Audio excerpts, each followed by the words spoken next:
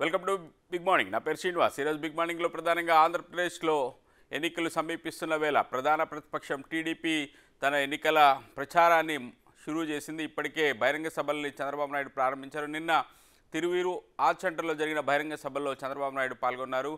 AP ముఖ్యమంత్రి Jaganmohan Reddy YCP పైన ఆయన తీవ్ర స్థాయిలో విరుచుకుపడ్డారు. క్విట్ జగన్మోహన్ రెడ్డి అంటూ ఏపీ ప్రజలు నినదిస్తున్నారంటూ ఆయన వ్యాఖ్యానించారు. అలాగే ఆంధ్రప్రదేశ్లో ఏమాత్రం ప్రభుత్వం ప్రజానుకూలంగా లేదు, ప్రజలను హింసిస్తూ పాలన కొనసాగిస్తున్నారు, తాడేపల్లి ప్యాలెస్ నుంచి జగన్మోహన్ రెడ్డి పాలన కొనసాగుతుంది అంటూ ఆయన విమర్శలు గుప్పించారు. సంక్షేమ పథకాల పేరుతో ప్రజలను పీడిస్తున్నారంటూ విమర్శలు గుప్పించారు. జగన్మోహన్ రెడ్డి పాలనకు ఖచ్చితంగా అంతమొందించడానికి ప్రజలు సిద్ధమవుతున్నారని ఆయన వ్యాఖ్యానించారు. ఏమాత్రం విశ్వసనీయత లేని వ్యక్తి జగన్ అంటూ వ్యాఖ్యానించారు. అలాగే రాష్ట్రానికి రాజధాని లేకుండా జగన్మోహన్ రెడ్డి చేశారు, 3 రాజధానుల పేరుతో ఒక డ్రామా క్రియేట్ చేశారంటూ ఆయన వ్యాఖ్యానించారు. అమరావతికి మంచి రోజులు వచ్చాయి, మరొక 3 నెలల్లో దేవతల రాజధాని అమరావతి మళ్ళీ పునర్వైభవాన్ని సాధించబోతుందంటూ చంద్రబాబు నాయుడు వ్యాఖ్యానించారు. మరోవైపు తిరువూరులో జరిగిన బహిరంగ సభకు టీడీపీ ఎంపీ కేసినేని నాని హాజరు కాలేదు. ఆయనను సమావేశానికి పిలిచినప్పటికీ కూడా ఆయన దూరంగా ఉన్నారు. ఇప్పటికే కేసినేని నాని టీడీపీకి రాజీనామా చేస్తున్నట్టు ప్రకటించారు. త్వరలోనే ఎంపీ పదవికి రాజీనామా చేసి ఆ తర్వాత పార్టీకి కూడా రాజీనామా చేస్తానని ప్రకటించారు. తాజాగా కేసినేని నాని కుమార్తె కేసినేని శ్వేత, ఆమె విజయవాడ కార్పొరేటర్గా కూడా ఉన్నారు. ఆమె కూడా టీడీపీకి రాజీనామా చేస్తారని ప్రకటించారు. ఈరోజు ఆమె కార్పొరేటర్ పదవి కూడా మరి కాసేపట్లో రాజీనామా చేస్తున్నారు. ఆ తర్వాత ఆమె తెలుగుదేశం పార్టీకి కూడా రాజీనామా చేయబోతున్నారు. మరోవైపు చంద్రబాబు నాయుడు వైఖరి పైన మంత్రి అంబటి రాంబాబు, ఇతర నాయకులు తీవ్రస్థాయిలో విరుచుకుపడ్డ పరిస్థితుంది. ఇదే సమయంలో వైసీపీలో మార్పులు చేర్పులకు సంబంధించి పాలిటిక్స్ కొనసాగుతూనే ఉన్నాయి. అంబటి రాయుడు క్రికెటర్ ఇటీవల కాలంలోనే వైసీపీలో చేరారు. ఆయన తాజాగా ఆ పార్టీకి రాజీనామా చేస్తున్నట్టు ప్రకటించారు. కారణాలు గుంటూరు ఎంపీ సీటు ఇస్తానని మొదట ఆయన ఆఫర్ చేసి తర్వాత ఆ సీటు ఇవ్వకపోవడంపై కొంత ఆగ్రహంతోనే వైసీపీ నుంచి రాజకీయాల నుంచి వైదొలిగినట్టుగా తెలుస్తుంది. కానీ ఇంకొక రకమైన కామెంట్ కూడా ఆయన చేసినట్టున్నారు. ముంబై ఇండియన్స్ తరఫున క్రికెట్ ఆడాల్సిన అవసరం ఉంది కాబట్టి ఆ పరిస్థితుల్లో ప్రొఫెషనల్ లీగ్ ఆడే సమయంలో రాజకీయాల్లో అవకాశం లేకుండా పోయింది, అందుకోసమే రాజకీయాలకు దూరం అవుతున్నాను అనే రీతిలో ఆయన వేరే ట్వీట్ ఏదో చేసినట్టుగా చెప్తున్న పరిస్థితి అయితే ఉంది. మొత్తానికి ఆంధ్రప్రదేశ్లో ఎన్నికలు సమీపిస్తున్న వేళ రాజకీయ పార్టీల మధ్య మాటల యుద్ధం తారాస్థాయికి చేరుకుంటుంది. దీనిపైన ఈరోజు చర్చించే ప్రయత్నం చేద్దాం. టీడీపీ మాజీ ఎమ్మెల్యే మల్లెల లింగారెడ్డి గారు ప్రస్తుతం మనకు లైవ్లో అందుబాటులో ఉన్నారు. లింగారెడ్డి గారు నమస్కారం. లింగారెడ్డి గారు, క్విట్ జగన్మోహన్ రెడ్డి అనే నినాదం తీసుకొచ్చినట్టున్నారు నిన్న చంద్రబాబు నాయుడు గారు. వర్కౌట్ అవుతుందా? సంక్షేమ కార్యక్రమాలు ఖచ్చితంగా అభివృద్ధి పూర్తి స్థాయిలో నన్ను ఈసారి మరొకసారి గెలిపిస్తాయని జగన్మోహన్ రెడ్డి చెప్తున్నారు, వైసీపీ చెప్తోంది. మరోవైపు 175 అనే నినాదంతో వాళ్ళు వస్తున్నారు, చాలా మార్పులు చేర్పులు చేస్తున్నారు, రాజకీయ వ్యూహాలన్నిటికీ పదును పెడుతున్నట్టున్నారు జగన్మోహన్ రెడ్డి గారు. మరోవైపు కేసినేని నాని నిన్న టీడీపీ సమావేశానికి కూడా హాజరు కాలేదు. ఆయన ఫ్యామిలీ మొత్తం టీడీపీని వదిలేసేలాగా వాతావరణం కనిపిస్తుంది. ఆయనతో పాటు మరికొంతమంది టీడీపీ నాయకులు కూడా పార్టీని వదిలేలాగా కనిపిస్తున్న పరిస్థితి. విజయవాడ లాంటి ఒక కీలకమైన స్థానంలో మీ సిట్టింగ్ ఎంపీ పోతే మీకేం నష్టం లేదా?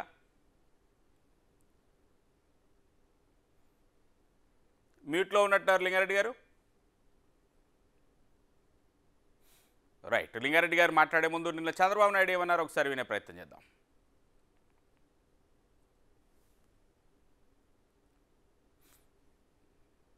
Chandrababu Naidu byte please.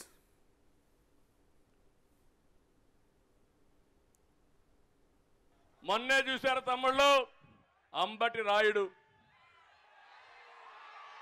ఒక క్రికెటర్, గుంటూరు జిల్లా, పాపం ఆశపడ్డాడు, తప్పు లేదు. జగన్ మాయగాడున్నాడు, మాయ చేశాడు, నీ గుంటూరు పార్లమెంట్ ఇచ్చేస్తా అన్నాడు, పోయి పని చేసుకోమన్నాడు. ఏం తమ్ముళ్ళు అంతవరకు బాగానే ఉందా? ఇంకొకరిని పిలిచి నీకు ఇస్తా అన్నాడు, ఆ పేరు నేను చెప్పను. దాంతో ఇతనికి అర్థమైపోయింది, దాంతో ఆయన నైజం అర్థం చేసుకున్నాడు. వచ్చే ఎన్నికల్లో వైసీపీ క్లీన్ బౌల్డ్ అని అనుకొని అక్కడి నుంచి ఫీల్డ్ లేక్ ఎంటర్ కాక మునిపే పారిపోయాడు. మొన్నే చూశారు తమ్ముళ్ళు, అంబటి రాయుడు ఒక క్రికెటర్, గుంటూరు జిల్లా, పాపం ఆశపడ్డాడు, తప్పు లేదు. జగన్ మాయగాడున్నాడు, మాయ చేశాడు. నీ గుంటూరు పార్లమెంట్ ఇచ్చేస్తా అన్నాడు, పోయి పని చేసుకోమన్నాడు. ఏం తమ్ముళ్ళు అంతవరకు బాగానే ఉందా? ఇంకొకరిని పిలిచి నీకు ఇస్తా అన్నాడు, ఆ పేరు నేను చెప్పను. దాంతో ఇతనికి అర్థమైపోయింది, దాంతో ఆయన నైజం అర్థం చేసుకున్నాడు. వచ్చే ఎన్నికల్లో వైసీపీ క్లీన్ బౌల్డ్ అని అనుకొని అక్కడి నుంచి ఫీల్డ్ లేక్ ఎంటర్ కాక మునిపే పారిపోయాడు. హైదరాబాద్ మీరు చూశారు, అప్పుడప్పుడు వెళ్తా ఉంటారు. 25 ఏళ్లకు మునుపు ప్రారంభించిన అభివృద్ధి ఈరోజు వాళ్ళు కంటిన్యూ చేశారు. ఇక్కడట్టు కాకుండా ఇష్టానుసారంగా చేసే పరిస్థితికి వచ్చారు. అందుకే నేను ఇప్పుడు ఒక్కొక్కటి తమ్ముడు వినాల వినాల వినాల వినాల వినాలి ఇను నేను చెప్పిన దాన్ని గట్టిగా స్లోగన్ ఇవ్వండి. నేను తెలుగు జాతి స్వర్ణ యుగం కోసం అంటే రా కదిలి రాని. హైదరాబాద్ మీరు చూశారు, అప్పుడప్పుడు వెళ్తా ఉంటారు. 25 ఏళ్లకు మునుపు ప్రారంభించిన అభివృద్ధి ఈరోజు వాళ్ళు కంటిన్యూ చేశారు. ఇక్కడట్టు కాకుండా ఇష్టానుసారంగా చేసే పరిస్థితికి వచ్చారు. అందుకే నేను ఇప్పుడు ఒక్కొక్కటి తమ్ముడు వినాల వినాల వినాల వినాల వినాలి ఇను కేసులు ఏప్రిల్కి వేశారు. ఇప్పుడు చెప్తున్నా, నీ పీరియడ్ అయిపోయింది. అమరావతి మన రాజధాని, ఇది తథ్యం. అంటే 5 సంవత్సరాలు రాజధాని లేకుండా చేసినది ఈ జగన్మోహన్ రెడ్డి విశ్వసనీయత. రైట్. అమరావతికి సంబంధించిన కేసు ఏప్రిల్కు వాయిదా పడిన నేపథ్యంలో ఇక అమరావతి రాజధానిగా ఉండబోతుంది. 3 నెలల్లో దేవతల రాజధాని అమరావతి ఆంధ్రప్రదేశ్కు మళ్ళీ రాజధాని కాబోతుంది. దానికి సంబంధించి పూర్తి స్థాయిలో ఏర్పాట్లు చేస్తామనే రీతిలో చంద్రబాబు నాయుడు చెప్పారు. ఒకవైపు హైదరాబాద్ కలకల్లాడిపోతుంది. హైదరాబాద్లో 20 ఏళ్ల క్రితం ప్రారంభించిన అభివృద్ధిని అక్కడి ప్రభుత్వాలు కంటిన్యూ చేశాయి. అక్కడ హైదరాబాద్ చక్కగా డెవలప్మెంట్ అవుతుంటే ఇక్కడ అమరావతిని మాత్రం జగన్మోహన్ రెడ్డి నాశనం చేశారు. 3 రాజధానుల పేరుతో ఎటు కాకుండా చేశారు.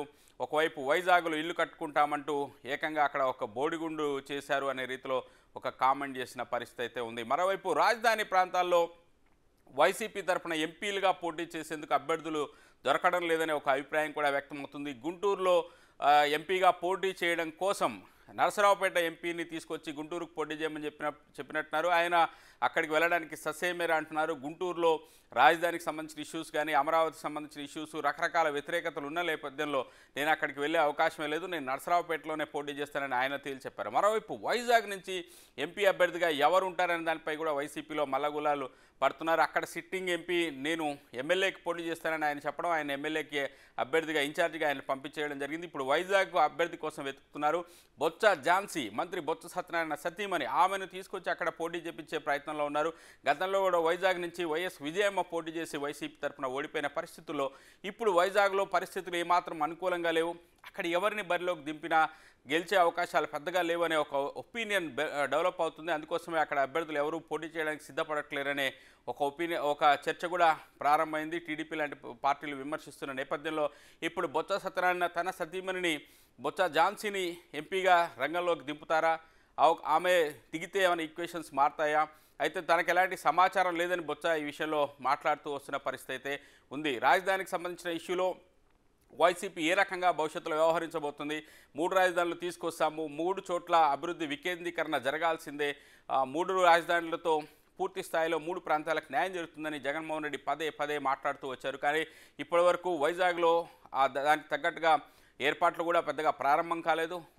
మరోవైపు అమరావతిలో పూర్తి స్థాయిలో అభివృద్ధికి సంబంధించిన ఇదేమీ లేకుండా చేశారు. మరోవైపు కర్నూలులో కూడా న్యాయ రాజధానికి సంబంధించి ఒక చిన్న ఆఫీసులు తప్ప మిగతావి వెళ్ళిన పరిస్థితి అయితే లేదు. కోర్టు కేసులు అడ్డంకి అని మాట చెప్తున్నారు. కానీ ప్రజలకు ఇచ్చిన మాటల విషయంలో, ప్రజలకు ఇచ్చిన హామీల విషయంలో వైసీపీ కొంత వెనకబడిందనే అభిప్రాయం అయితే ఉన్న పరిస్థితి అయితే కనిపిస్తుంది. దీన్ని బాగా హైలైట్ చేయడానికి చంద్రబాబు నాయుడు ప్రయత్నం చేస్తున్నారు. మళ్ళీ అమరావతి ఖచ్చితంగా రాజధానిగా ఉండబోతుంది, అమరావతి హైదరాబాద్ తరహాలో అభివృద్ధి కాబోతుందనే రీతిలో చంద్రబాబు నాయుడు చెప్తున్న పరిస్థితి అవుతుంది. చంద్రబాబు నాయుడు వ్యాఖ్యలకు నిన్న మంత్రి అంబటి బాబు కౌంటర్ ఇచ్చారు. ఆయన ఏమన్నారు ఒకసారి చూద్దాం. అంబటి రాంబాబు ఆంబూతు రాంబాబు అని, అంబటి రాంబాబు ఆంబూతులాగా మంత్రి ఒక ఆయన అన్నాడని నేను విన్నాను. చాలాసార్లు చెప్పాను నేను. చంద్రబాబు నాయుడు గారు నాకేం కొత్త కాదు, నేను చంద్రబాబు నాయుడు గారికి కొత్త కాదు. చాలా సందర్భాల్లో నేను చెప్పాను. మరొక సందర్భంలో, ఈ సందర్భంలో మళ్ళా చెప్తున్నా, రాష్ట్ర ప్రజానీకానికి నారా చంద్రబాబు నాయుడు గారికి నన్ను ఆంబోతు అనగానే ఆయన గుర్తు రావాల్సింది ఏంటంటే, ఆంబోతులకు ఆవుల్ని సప్లై చేసి రాజకీయాల్లో ఎదిగినటువంటి వ్యక్తి నారా చంద్రబాబు నాయుడు గారు.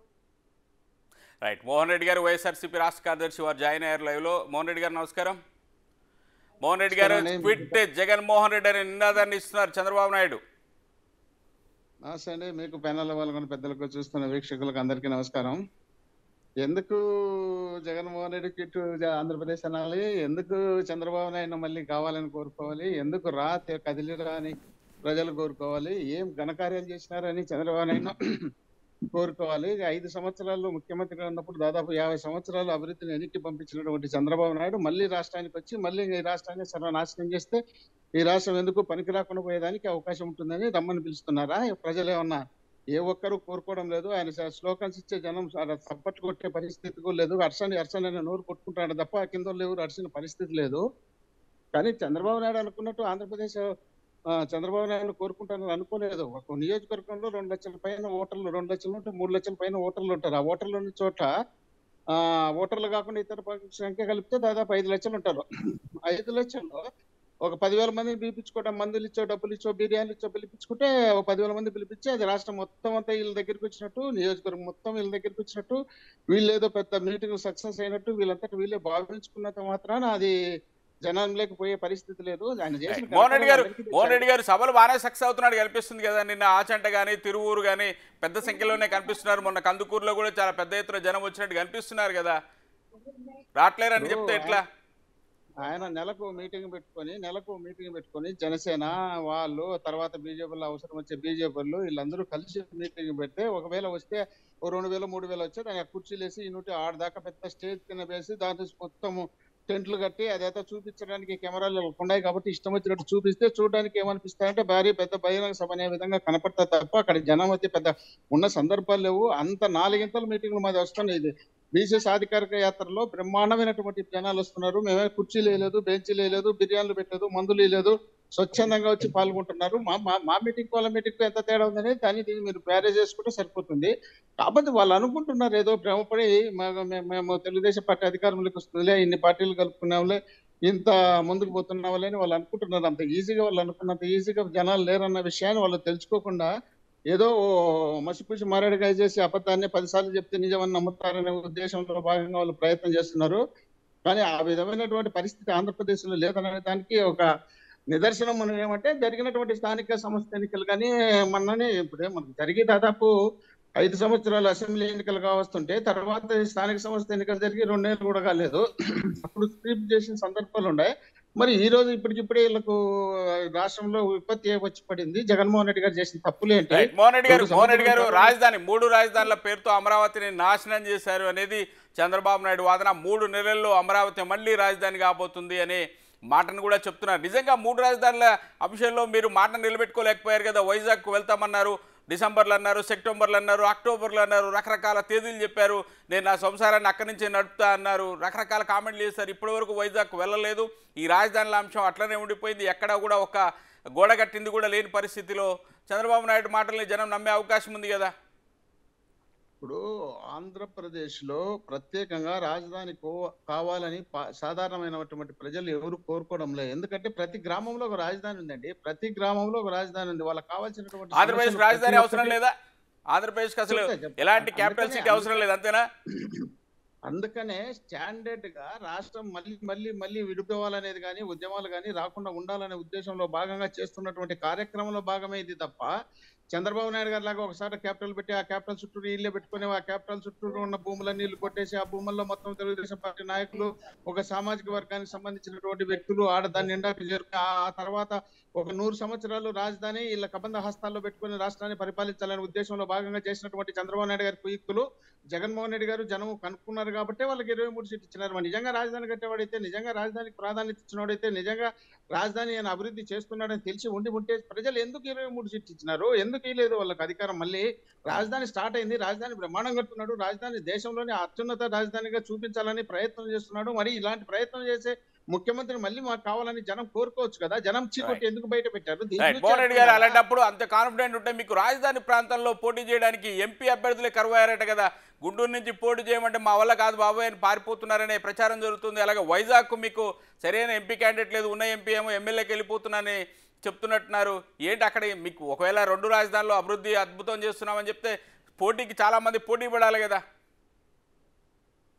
ఎవరి పిచ్చి వాళ్ళది ఆనందం అంటారు, ఎవరి పిచ్చి వాళ్ళకి ఆనందము అంటారు. వాళ్ళకు పిచ్చి పెట్టింది, వాళ్ళ ఆ ఆనందంలో ఉంటారు. మాకేంది స్వామి, టికెట్లు ఇవ్వలేదని అలిగి ఏడ్చి కొట్టుకుంటుంటే టికెట్ మాకు లేదు, దొరకడం లేదని చెప్పుకోవడం అంటే ఇంకా వాళ్ళు ఏ దాన్ని చూసినా కూడా మేము ఏదో ఒక కారణంతో మేము అక్కడ తీసుకొస్తాం. సామాజిక వర్గం కానీ లేక అక్కడ ఉన్నటువంటి కుల సమీకరణ కానీ రకరకాలుగా ఏదో విధమైనటువంటి అభిప్రాయంతో మా నాయకుడు పర్మనెంట్ గా అది బేస్ ఉండాలి, బేస్ మట్టం స్టాండర్డ్ గా ఉండాలనే ఉద్దేశంలో భాగంగా ఆ ప్రాంతానికి సంబంధించినటువంటి ప్రజలకు సంబంధించినటువంటి అభిప్రాయాలకు అనుగుణంగా క్యాండిడేట్ ని పెట్టాలని నిర్ణయాలు తీసుకుంటున్నాడు. దాన్ని వీళ్ళు దృష్టిలో పెట్టుకోకుండా అక్కడ క్యాండిడేట్ లేడు, ఇక్కడ క్యాండిడేట్ లేడు అని వాళ్ళంతటి వాళ్ళే భ్రమపడతారు. 175 నియోజకవర్గాలు ఎందుకు భయపడుతున్నాడు? నరసరావుపేట ఎంపీ గుంటూరుకు రమ్మంటే ఎందుకు భయపడుతున్నారు? కారణం ఏంటి?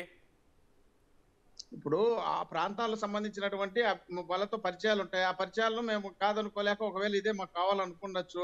కావాలనుకున్నప్పుడు అక్కడ ఉన్నటువంటి ఈక్వేషన్స్ చూసినప్పుడు మా నాయకుడుగా ఆయన ఆదేశాలు పాటించాల్సిన అవసరం.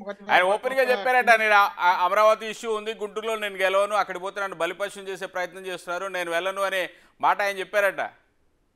ఇప్పుడు ఆయన ఓడిపోయినంత మాత్రాన ఆయన బలిపశువు అయితే రాష్ట్రము పార్టీ ఎంత బలిపశువులు అవుతారు? ఇప్పుడు పార్టీ ఎంత బలిపశువు అవుతుంది, పార్టీ అధ్యక్షుడు ఎంత బలిపశువు అవుతాడో అది గుర్తు పెట్టుకోవాలి. కానీ వాళ్ళు ఎవరో ఒకరు ఓడిపోయినంత మాత్రాన ఆయన కాదు బలిపశువు, పార్టీ బలిపశువు అవుతుంది, జగన్మోహన్ రెడ్డి గారు బలిపశువు అవుతారు. అలాంటి పరిస్థితి ఉంటే ఆ పరిస్థితి రాకూడదనే ఉద్దేశంలో భాగంగానే అనేకమైన సర్వేలు చేయించింటే ఆ సర్వేల్లో ఏ ప్రాంతంలో ఎవరు పెడితే బాగుంటుంది, ఏ ప్రాంతానికి ఎవరైతే బాగా సక్సెస్ అవుతారనే ఉద్దేశంలో భాగంగా ఎంచుకొని నీట్ గా చేయాలనే ఉద్దేశంలో 175 రైట్ మోహన్ రెడ్డి గారు.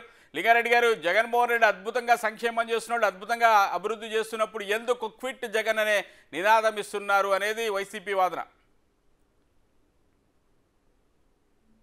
ఒకటండి, ఇప్పుడు ఆయన ఏం చెప్తాడు, రాజధాని విషయంలో మేము కట్టుబడి ఉన్నామని చెప్పినాడు. అసలు రాజధాని విషయంలో 30,000 ఎకరాలు కావాలా, గుంటూరు విజయవాడ మధ్య రాజధాని కావాలని చెప్పింది ఎవరు? అసెంబ్లీలో జగన్మోహన్ రెడ్డి ప్రతిపక్ష నాయకుడిగా చెప్పలేదా? మరి కట్టుబడి ఉన్నాడు? ఆ మాటకు కట్టుబడి ఉండాలి కదా. నువ్వు అసెంబ్లీలో చెప్పిన మాటకు ఆన్ రికార్డు ఉంది, అది పేపర్లో టీవీలో వచ్చింది, అసెంబ్లీ రికార్డ్స్లో ఉంది. రాజధాని నేను సమస్యలు పెట్టదలుచుకోలేదు, రాజధాని ఖచ్చితంగా గుంటూరు విజయవాడ మధ్యలోనే ఉండాలా, కనీసం 30,000 ఎకరాల భూమి కావాలని చెప్పింది ఆయనే కదా. మేము చేసింది ఆయన చెప్పిందే కదా. గుంటూరు విజయవాడ మధ్యలోనే పెట్టాము 30,000 ఎకరాల భూమి, రూపాయి డబ్బు లేకుండా 30,000 ఎకరాల భూమి రైతుల దగ్గర ఉచితంగా తీసుకొని వాళ్ళకు డెవలప్మెంట్ చేసి ప్లాట్ ఇస్తామన్నాము. రెండోది, రాజధాని కట్టేది ఏమిటి? ఆల్రెడీ రాజధాని కట్టాం కదా, అసెంబ్లీ కట్టాం కదా, కౌన్సిల్ కట్టాం కదా, తర్వాత వచ్చే సెక్రటరియట్ కట్టాం కదా, హైకోర్టు కట్టాం కదా, డీజీపీ బిల్డింగ్ కట్టాం కదా. ఎక్కడో చిన్న చిన్న ఆఫీసులు తప్ప అవన్నీ ఉన్నాయి కదా. ఐఏఎస్ ఐపీఎస్ వాళ్ళకు, హైకోర్టు జడ్జిలకు, మంత్రులకు క్వార్టర్స్ కూడా రెడీ అయినాయి కదా. దానికి గోడకు సున్నం కూడా కొట్టుకోలేరు వాళ్ళు.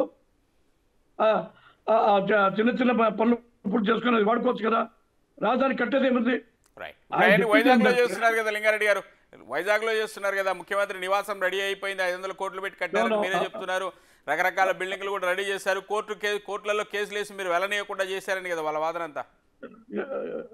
అంటే రైతుల దగ్గర భూములు తీసుకొని వాళ్ళకు రాజధాని వస్తుందని గత ప్రభుత్వము వాళ్ళ దగ్గర భూములు ఉచితంగా తీసుకుంది. ఇప్పుడు రాజధాని తీసుకుపోయి వైజాగ్లో పెడితే రైతులు కోర్టుకు పోరా? వాళ్ళ హక్కులకు సంబంధించిన విషయం కదా. రాజధాని తిరిగి రావడం కాదు, చాలా మంది పొరపాటు పడుతున్నారు. రాజధాని తిరిగి రావడం కాదు, ఇప్పటి వరకు కూడా అమరావతి రాజధాని. వీళ్ళు అసెంబ్లీలో తప్పుడు చట్టాలు పాస్ చేసుకుంటే ఎట్లయితుంది? హైకోర్టు సుప్రీంకోర్టు ఏమిచ్చింది? హైకోర్టు సుప్రీంకోర్టు ఇవ్వలేదా? రాజధాని మార్చడానికి ఇవ్వలేదా? తర్వాత కేంద్ర ప్రభుత్వం చెప్పలేదా? రాజధాని ఒకటే రాజధాని, అది అమరావతి అని చెప్పలేదా? అమరావతి రాజధాని పేరుతో 2-3 వేల కోట్ల రూపాయలు డబ్బులు ఇవ్వలేదా కేంద్ర ప్రభుత్వం? అమరావతి రాజధాని కాకపోతే రాజధాని పేరు పెట్టి కేంద్ర ప్రభుత్వం ఏ విధంగా డబ్బులు ఇస్తుంది? ఇప్పుడు ఆయన ఎత్తాడు సచివాలయమే, గ్రామ సచివాలయమే అదే రాష్ట్ర సచివాలయం అని చెప్పి. అరే అయ్యా, మీరు రాజధాని మొబైల్ అయినా పెట్టుకోండి. కాలబడి 2-3 బస్సులు పెట్టుకొని మంత్రులను ఆ ఫైళ్లను ఊరు తిప్పుతా ఆడేదైనా ఊర్లో మనుషులు వస్తే ఆ సమస్యలను పరిష్కారం చేయండి. ఎవడన్నా మంత్రికి సెక్రటరీ సరిగా వస్తున్నాడా? అసలు అది మొత్తం అంత బాగా సెక్రటరీ కడితే ఎవడు మంత్రి రాడు, ఎవడు ఎక్కడ ఉంటాడో తెలీదు. అట్లా నియోజకవర్గంలో తిరిగారు, జిల్లాలో పక్కన నియోజకవర్గానికి కూడా మంత్రులు పిలిచేవాళ్ళు లేరు. ఈరోజు ఎంతసేపు ఉన్నా సంక్షేమం. ఏం సంక్షేమము? 12-13 లక్షల కోట్ల రూపాయలు 5 ఏళ్ళు అప్పు చేస్తారు. ప్రతి సంవత్సరం 2,30,000 కోట్ల నుంచి 2,50,000 కోట్ల వరకు ఆదాయం ఉంది, బడ్జెట్ ఉంది. అంటే దాదాపు 4.5 లక్షలు 5 లక్షల కోట్ల రూపాయలు సంవత్సరానికి వస్తా అంటే మీరు పంచింది 1,30,000 కోట్లే. 5 ఏళ్ళకు పంచింది 1,30,000 కోట్లే. మిగతా డబ్బు ఏం చేస్తారు? ఒంటరి జీతాలు ఇవ్వలేకపోతున్నారు. అంగన్వాడీలకు కానీ, మున్సిపల్ వర్కర్లకు కానీ, లేకపోతే అందరు చిన్న వాళ్ళు ఉన్నారు, అందరు కూడా ఆర్టీసీ వాళ్ళకి కానీ, లేకపోతే ఈ ఎడ్యుకేషనల్ సొసైటీలో పనిచేసే వాళ్ళకు కాంట్రాక్టు లెక్చర్లకు కానీ, వీళ్ళ పార్ట్ టైం లెక్చర్లకు కానీ ఇప్పటికి కూడా సరే జీతాలు ఇవ్వలేకపోతున్నారు. పోనీ 25 లక్షల కోట్లు వచ్చింది 5 ఏళ్ళలో, మీరు పంచింది 1,30,000 కోట్లు.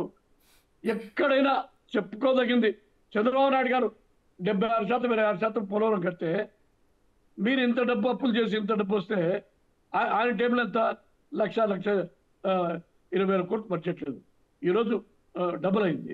అంత తక్కువ డబ్బులో ఇన్ని ప్రాజెక్టులు పూర్తి చేస్తే, ఇన్ని సంక్షేమ పథకాలు పెడితే, ఎన్ని ఇన్ఫ్రాస్ట్రక్చర్ కార్యక్రమాలు చేశారు? ఏదైనా చేశారు చెప్పండి? ఎంతసేపు ఉన్నా సంక్షేమం. ఆయన చెప్తున్నాడు ఇది సామాజిక సాధికార యాత్ర బ్రహ్మాండంగా జరిగిందని. ఏమైనా టీవీ చూడరా? మీరు పేపర్లు చూడరా? జనాలు రావట్లేరా? వాళ్ళు చాలా పెద్ద ఎత్తున జనం వస్తున్నారు. కార్యక్రమాలకు ఏమైనా పోలిక ఉంది? అది ఏదో ఒకటి అడ్డం మాట్లాడుతూ సరిపోయా. మోహన్ రెడ్డి గారు ఒక్క నిమిషం. లింగారెడ్డి గారు, మోహన్ రెడ్డి గారు, ఎందుకు మీ వెంట ఉండాలి జనం అనే ప్రశ్న, రకరకాల సమాధానాలు చెప్పారు లింగారెడ్డి గారు. లింగారెడ్డి అన్న అబద్ధాలన్నా చెప్పాలా, లేదంటే లింగారెడ్డి అన్న అప్డేట్లన్నా లేకుండా ఉండాలా? ఒకటి 2,54,000 కోట్ల అవినీతిలో అప్డేట్ కాకనే ఇప్పుడు డబ్బులు లేక ఎమ్మెల్యే క్యాండిడేట్లు పార్టీ ఇబ్బంది. కొద్దిసేపు అన్న నేను చెప్తాను. డైరెక్ట్ గా డిపిటి ద్వారా 2,54,000 కోట్ల రూపాయలు పంపించినటువంటి సందర్భం ఉంది. ఒకసారి కావాలంటే సమాచార చట్ట ప్రకారం దాన్ని తీసుకొని చూడమను. ఇండైరెక్ట్ గా 2 లక్షల కోట్ల రూపాయలు ప్రజలకు అందించినటువంటి సందర్భం. 4,59 కోట్ల రూపాయలు, 4,59,000 కోట్ల రూపాయలు పంపించినటువంటి సందర్భం ఆంధ్రప్రదేశ్ లో జగన్మోహన్ రెడ్డి గారు ముఖ్యమంత్రి అయిన తర్వాతనే పంపించింది. భారతదేశంలో ఏ రాష్ట్రంలో ఈ విధంగా డైరెక్ట్ జనాలకు అందించినటువంటి సందర్భం లేదు. రెండోది, వీళ్ళేదో రాజధాని అంటారు. రాజధాని ఏంది కట్టారు? ప్రతిపక్ష నాయకుడుగా ఉన్నటువంటి జగన్మోహన్ రెడ్డి గారు కూర్చుండే సీట్లోనే నీళ్లు వచ్చి గారి తడిసిపోయింది. ఏమైందంటే తాత్కాలిక రాజధాని చెప్పినటువంటి మీ చంద్రబాబు నాయుడు గారు. ఎవరు మేం చెప్పలేదు.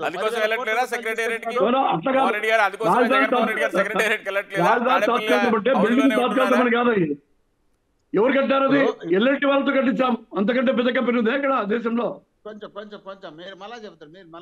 ఎందుకంటే ఇద్దరు మాట్లాడితే నీకు నాది వినపడదు, నాది నీకు వినపడదు. కాబట్టి మీరు ఎల్ఎన్టీ వాళ్ళతో కమిషన్ తీసుకున్నారా, లేక టాటా కంపెనీ వాళ్ళతో కమిషన్ తీసుకున్నారా, ఎవరితో తీసుకున్నారు, ఎట్ట చేసినారు అనేది అది మీకే తెలుసు. ఎందుకంటే ఆడి తీసుకుపోయి 10,000 రూపాయలతో బిల్డింగ్ పూర్తి అయ్యేదానికి 10 లక్షల రూపాయలు ఖర్చు పెట్టించి దాంట్లో ఎంత కమిషన్ తీసుకున్నారు, లేక ఎంత ప్రజల సొమ్ము దుర్వినియోగం చేసినారు. ఆ దుర్వినియోగం చేసిన తర్వాత ఆ రాజధాని అనేది ఎక్కడేసిన గొంగలు ఎక్కడే నిలిచిపోయింది. ఇంకా 50 ఏళ్ళైనా కూడా అదే ప్రాంతంలో రాజధాని అయ్యే ప్రసక్తి లేదు. తలకిందులు పడిన చంద్రబాబు నాయుడు గారు 10 ఏళ్ళు ఆయన 10 సంవత్సరాలు ముఖ్యమంత్రి పెట్టినా కూడా అది జరిగే పరిస్థితి కాదు, జరగదు కూడా. మోహన్ రెడ్డి గారు మీరు కూడా చెప్పారు కదా అమరావతి రాజధాని అని. సరే ఇప్పుడు దాని ఏదో శాసన రాజధాని చేస్తా అన్నారు. ఆ రకమైన ప్రయత్నాలు కూడా ఏం చేయట్లేరు కదా, మొత్తం పూర్తి స్థాయిలో పడికేపించారు, కనీసం రోడ్లు కూడా వేయకుండా వదిలేశారు కదా. 100% జరుగుతుంది. ప్రజలకు తాత్కాలిక అవసరాలు ఏమున్నాయో ఆ తాత్కాలిక అవసరాలు, తాత్కాలిక ఇబ్బందులు లేకుండా ఉండాలనే ఉద్దేశంలో భాగంగా వాటిని చూసిన తర్వాత, గ్రామ స్థాయి నుండి చక్కదిద్దిన తర్వాత రాష్ట్ర స్థాయికి వచ్చి రాష్ట్ర రాజధానిలో నీట్ గా సెట్ చేసే కార్యక్రమం ఒక టైం పడుతుంది. ఆ టైం ప్రకారం ఖచ్చితంగా ఫిలప్ చేస్తాం. ఎక్కడ మాట ఇచ్చిన మాట ఎక్కడ తప్పే ప్రసక్తి ఉండదు. ఖచ్చితంగా చేసి చూపించే నాయకుడు మా నాయకుడు జగన్మోహన్ రెడ్డి గారు. మాటలు చెప్పే నాయకుడు కాదు, అబద్ధాలు చెప్పే నాయకుడు కాదు, ప్రజలను మోసం చేయాలనే ఉద్దేశం ఉన్నటువంటి నాయకుడు కాదు. ఏదైనా చెప్పాలి. వైజాగ్ ఎప్పుడు వెళ్తున్నారు? వైజాగ్ చాలా డేట్లు చెప్పినట్టున్నారు, రకరకాల దసరా పండుగ, ఆ పండుగ, ఈ పండుగ రకరకాలే చెప్పినట్టున్నారు. కానీ మరి వైజాగ్ వైపు వెళ్తున్నట్లేరు. ఏంటి కారణం? కోర్టు కేసులా లేకపోతే ఇంకేదైనా ఉండొచ్చా? సీఎం ఎక్కడుంటే అక్కడే రాజధాని అనే రీతిలో గతంలో మాట్లాడారు కదా, కోర్టు కేసులతో సంబంధమే లేదనే రీతిలో రెస్పాండ్ అయ్యారు. మరి ఎలక్షన్ దగ్గరకు వస్తుంది, 3 రాజధానులు మీరు చూపించాలి కదా, కనీసం 3 రాజధానుల సెటప్ అన్న కొంచెమైనా సరే. ఇప్పుడు వైజాగ్ మీరు అనుకున్నట్టు మేము అనుకున్నట్టు చేయాలనే ఉద్దేశంలో భాగంగా జగన్మోహన్ రెడ్డి గారు రుషికొండ దగ్గర సీఎం ఆఫీస్ సంబంధించినటువంటి క్యాంపు కార్యాలయాలు అన్ని నీట్ గా పూర్తి చేస్తే వీళ్ళ మాటలేంది, కోర్టుకు ఓటిపోతారు. కోర్టుకు పోవడంతో పాటు ఇంకోటి ఏమంటారు, ప్యాలెస్ కట్టుకుని. ఎవరన్నా ఇంకిత జ్ఞానం ఉంటే సీఎం గారు కట్టినటువంటి క్యాంప్ ఆఫీసు అది రేపు వచ్చే ఏ సీఎం అయినా కావచ్చు, ఏ ప్రభుత్వ అధికారి అయినా కావచ్చు, దాన్ని వాడుకోవచ్చు. అది జగన్మోహన్ రెడ్డి గారు కబ్జా చేసినారు, తిన్నారు, గోకినారు, ఇష్టం వచ్చినట్లు వాగుతానే ఉంటే ఎట్లాంటి కొంచెమన్నా ఏదైనా సభ్యత సంస్కారం దాన్ని చూసి మాట్లాడాలా. అది రేపు కట్టించిన తర్వాత ఎవరుకుంటుంది? అది సీఎం గారు శాశ్వతంగా జగన్మోహన్ రెడ్డి గారు ఈ రాష్ట్రం పోయినంత వరకు అవసరమో అనవసరం అనేది ఉంటది కదా మోహన్ రెడ్డి గారు. కట్టడం అనేది సబ్జెక్ట్ కాదు, ఎవరు ఉంటారనేది సబ్జెక్ట్ కాదు. తెలంగాణలో కూడా ప్రగతి భవన్ సెక్రటేరియట్ గారితో ఇట్లనే కామెంట్ చేశారు, కానీ ప్రజలు ఏ రకమైన తీర్పు ఇచ్చారు? అది ఆ కట్టడం అవసరం ఉందా లేదా, దాని ఉపయోగం ఎంత, ఇది దాని బడ్జెట్, ఇవి కూడా చూస్తారు కదా ప్రజలు. తెలంగాణ సచివాలయం కట్టినందుకు కేసీఆర్ ఇంటికి పంపలే. తెలంగాణ సచివాలయం కట్టినందుకు ఇంటికి పంపలే. 10 సంవత్సరాలు ముఖ్యమంత్రిగా ఉన్నారు. 10 సంవత్సరాలు ముఖ్యమంత్రిగా ఉన్నప్పుడు ఆయన కింద పనిచేసినటువంటి ఎమ్మెల్యేలు 10 సంవత్సరాలు ఉన్నప్పుడు వాళ్ళ అవినీతికో లేదా ప్రజలకు అందుబాటులో లేకపోవడమో ఏదో ఒక సమస్య వచ్చినప్పుడు వాళ్ళను మారిస్తే గెలుస్తామని చెప్పి వాళ్ళకి సర్వే వచ్చినప్పుడు ఆ సర్వేను వాళ్ళు పాటించలేకపోయినప్పుడు అక్కడ ఓడిపోవడానికి అవకాశం ఏర్పడింది. కానీ లేకపోతే అందుకోసం మీరు ఎమ్మెల్యేలు మార్చుకుంటూ వెళ్తున్నారు.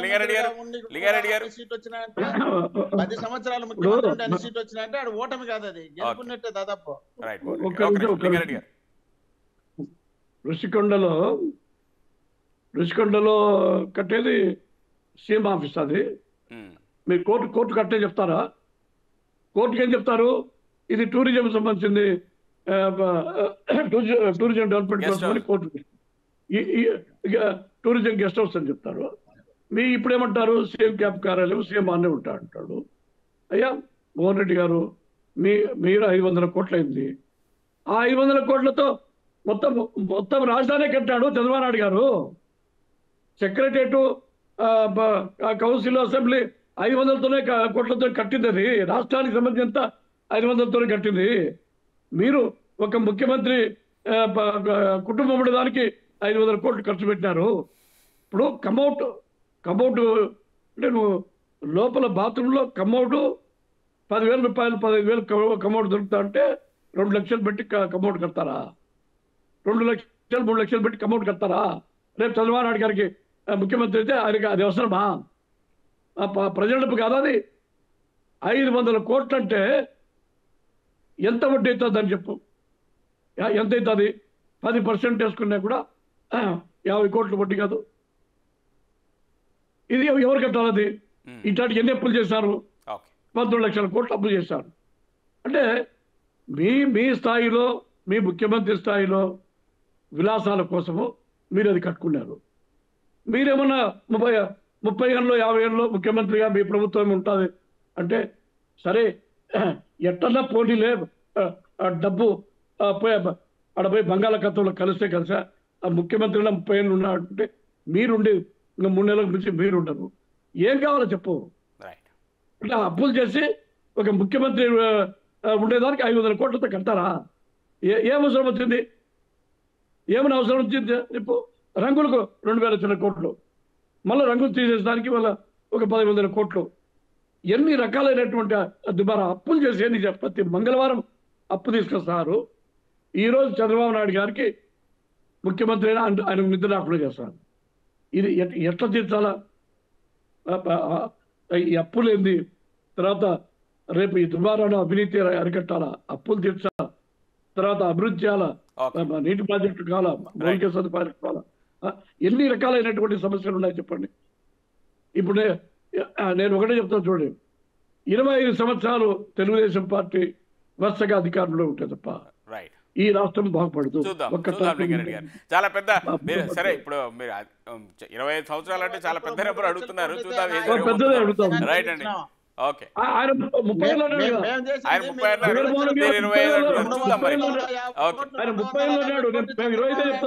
తెలంగాణలో ఉండే ఆయన ఇంటికి కట్టుకున్నాడు. ఇక్కడ కట్టింది సీఎం భవనానికి. ఇది సీఎం భవనానికి మేము కడితే మీరు సీఎం సొంత ఇంటికి కట్టుకున్నారు. మీరు దాన్ని కూడా దృష్టిలో పెట్టుకోకుండా మమ్మల్ని ఏదో ఎగతాళి చేసేట మీరు చేసినటువంటి జనం ఏ కోణంలో ఆలోచిస్తారు? జగన్మోహన్ రెడ్డికి 30 సంవత్సరాలు ఇస్తారా? చంద్రబాబు నాయుడుకి 25 ఏళ్ళు ఇస్తారా?